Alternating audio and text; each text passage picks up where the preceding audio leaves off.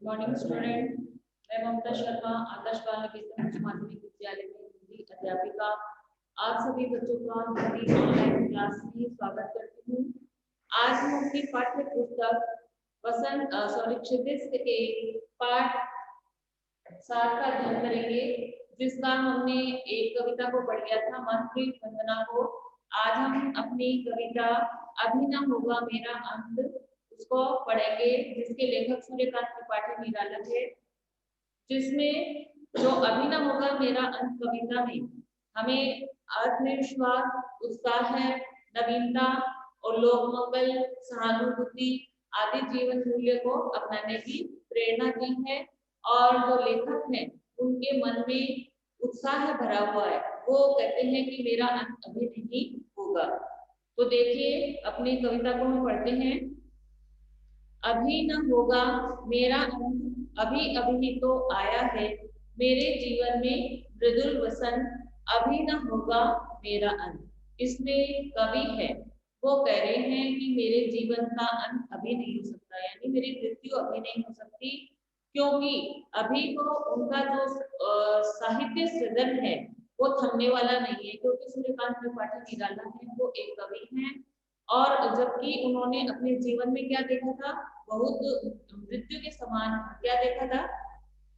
हमने पढ़ा था कि उनकी पत्नी, भाई, उनके जो चाचा थे, उनकी मृत्यु हो गई, तो उन्होंने मृत्यु जैसा साक्षात्कार किया था अपने जीवन में। लेकिन फिर भी वो निराश नहीं है, उनके मन में हृदय में उत्साह भरा हुआ है। तो वो कह रहे हैं कि अभी उनका जो साहित्य है, सृजन है, वो थमने वाला नहीं है। अभी तो उनके जीवन का आरंभ हुआ है। अभी ना होगा मेरा, अभी तो आया मेरे जीवन में मृदुल रसन। मृदुल यानी कोमल, कि मेरा जो जीवन है उसका अंत अभी नहीं हो सकता। जैसे वसंत ऋतु आने पर प्रकृति में क्या होता है, उत्साह और नवीनता दिखाई देने लगती है, वैसे ही कवि सूर्यकांत त्रिपाठी निराला है, उनका जो साहित्य है, उनके साहित्य से वो क्या करते हैं, इस जो नवयुवक है उनको जगाना चाहते हैं। तो वो कह रही हैं कि मेरे जीवन में मृदुल वसंत अभी न होगा मेरा अंत, हरे हरे ये पात डालिया कलिया कोमल गात, मैं ही अपना सुदृढ़ मृदुल कर फेरूंगा निश्चित कलियों पर, जगह एक प्रतिष्ठ मनोहर। प्रतिष्ठ यानी प्रातःकाल, और डालिया जानते हो, डालिया जो होती है, गात यानी शरीर होता है, और जो निंद्रित कलियों पर, निंद्रित यानी जो सोई हुई कलियों, सोई या इसको तो निंद्रित कलियों से तो जोड़ा है बसंत को, और निंद्रित कलियों इसके माध्यम से वो किसको जगाना चाहते हैं, जो नवयुवक है देश के, जो सोए हुए हैं, यानी उनमें आलस भरा हुआ है और वे अपने कर्म क्षेत्र में आगे नहीं बढ़ रहे हैं, उनको वो अपने कविता के माध्यम से जगाना चाहते हैं। तो कवि कह रहे हैं कि मैं अभी अंत में तो अपने अंत के बारे में सोच ही नहीं सकता, क्योंकि हरे हरे पार डाल गया कोमल गात, कि कवि के मन में भी क्या है, जीवन में हरियाली छाई हुई है। जिस प्रकार बसंत के आने पर सारे जो प्रकृति का जो वातावरण है उसमें नवीनता दिखाई देने लगती है, हरियाली छा जाती है, वैसे ही जो कवि है सूर्यकांत त्रिपाठी निराला, उनके मन में भी हरियाली छाई हुई है, और वे अपने हरे हरे कोमल शरीर वाले वृक्षों और पौधों को देखकर क्या करते हैं, हर्षित हो रहे हैं। यानी वो इतनी उनकी कोमल भावनाएं भरी हुई है कि वो अपने काव्य सृजन से उनके लोगों में नव जीवन का संचार करना चाहते हैं, और अपने स्वप्न जैसी काव्य रूपी कोमल हाथ को फेरकर, और जो आलस्य में जो पड़े नवयुवक हैं उनको वो जगाना चाहते हैं। फेरूंगा निवृत्त कलियों पर जगह एक प्रत्युष मनोहर, और वे एक मनमोहक अपने काव्य रचना से वो एक मनमोहक सवेरा लाएंगे, और अपनी आसपास के जो वातावरण है और जो अलसाए हुए जो जीवन है उनमें उत्साह को जगाएंगे। पुष्प पुष्प से तंद्रालस लालसा खींच लूंगा मैं, अपने नव जीवन का अमृत शहर सींच लूंगा मैं, द्वार दिखा दूंगा फिर उनको, है मेरे लिए जहां अनंत, अभी न होगा मेरा अंत। इसमें कह रहे हैं कवि सूर्यकांत त्रिपाठी निराला कि जैसे वसंत है वो हर फूल को खिला देता है और प्रकृति में आनंदमय वातावरण उत्पन्न कर देता है, और जो उसी प्रकार वह भी शिथिलता और आलस्य से जो पड़े जीवन को है जीवंतता प्रदान करेगा, उनमें जागरूकता प्रदान करेगा और अपने नव जीवन का अमृत शीश दूंगा मैं, और अपने उत्साह से उन्हें क्या करेगा, उनके उत्साह को उनके हृदय में भरकर उन सभी को निराशा से मुक्त कर देगा। किनको कर देगा? जो नवयुवक हैं, निराशा में भरे हुए हैं, वह करे कवि है अपने उत्साह से उनमें नव जीवन का संचार करेगा, उन्हें मार्गदर्शन दिखाएगा। द्वार दिखा दूंगा फिर उनको, है मेरे वे जहां अनंत, अभी न होगा मेरा अंत।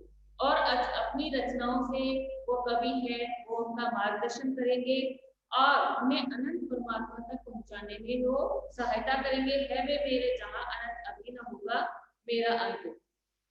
क्योंकि कवि के सामने अभी बहुत लंबा जीवन पड़ा हुआ है, और क्योंकि अभी अभी तो उनके जीवन का प्रथम चरण है, इसलिए अभी न होगा मेरा, इसलिए कवि सूर्यकांत त्रिपाठी निराला कह रहे हैं कि मेरे जीवन का अंत अभी नहीं हो सकता। तीसरा देखिए, मेरे जीवन का यह है जब प्रथम चरण, इसमें कहा मृत्यु है जीवन ही जीवन, अभी पड़ा है आगे सारा यौवन, स्वर्ण किरण कलोलों पर बहता रे बालकपन, मेरे ही अविकसित राग से विकसित होगा बंधु विगत, अभी न होगा मेरा अंत। इसमें जो है वो प्रथम चरण जो जीवन का आरंभिक होता है जीवन को, जिसे युवावस्था कहते हैं। युवावस्था में क्या रहता है? बालकों के मन में एक नए उत्साह रहता है, वह नए नए सपने सजोता है और अपने सपनों को साकार करने के लिए प्रयत्न करता है। तो लेखक ने उसे जीवन का प्रथम चरण कहा है। और कल्लोलो यानी जो लहरों के लिए आया है, स्वर्ण किरणें यानी जो सुनहली किरणें होती है उसके लिए, बालक मन यानी बालक का मन जैसे भोला होता है, भोला हृदय का होता है, उसको जैसे कह देते हैं वो वैसे ही मान लेता है।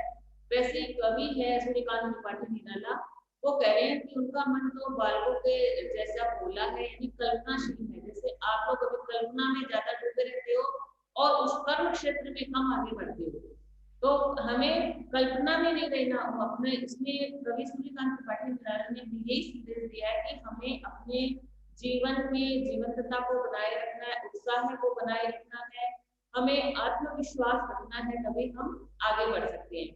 तो कह रहे हैं कि मेरे जीवन का यह जब प्रथम चरण, इसमें कहा मृत्यु है जीवन ही जीवन।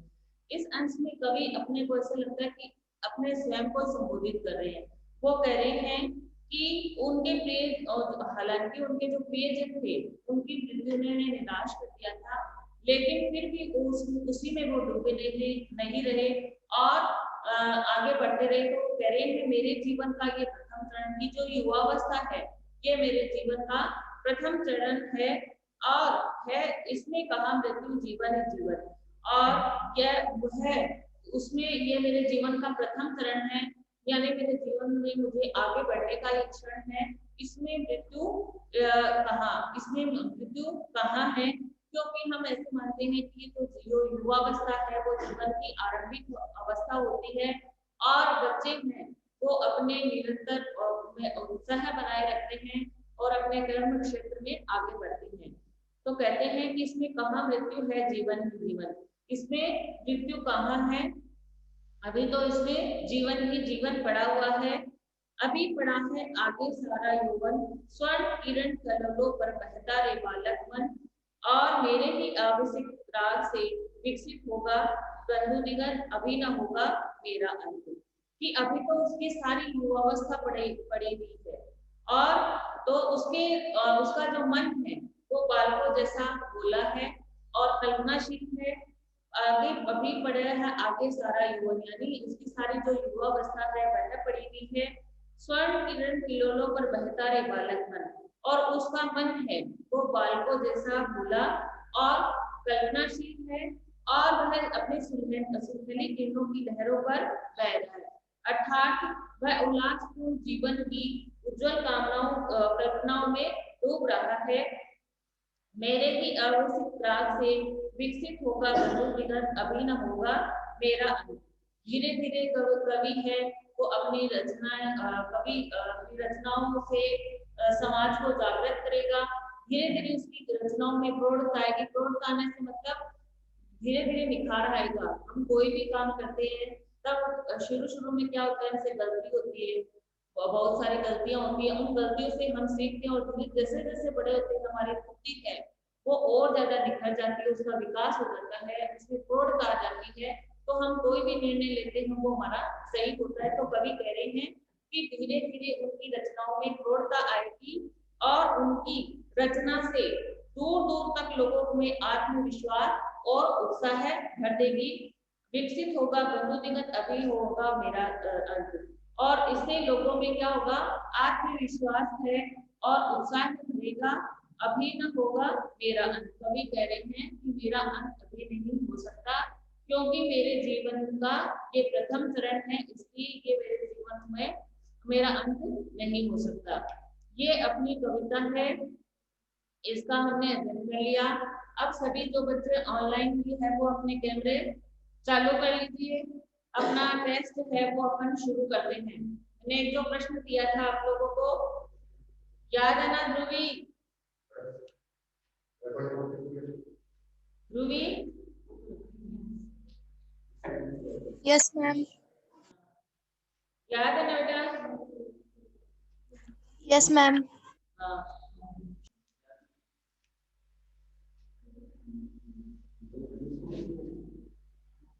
अच्छा वो वास्तव में बच्चे ऑनलाइन ठीक है।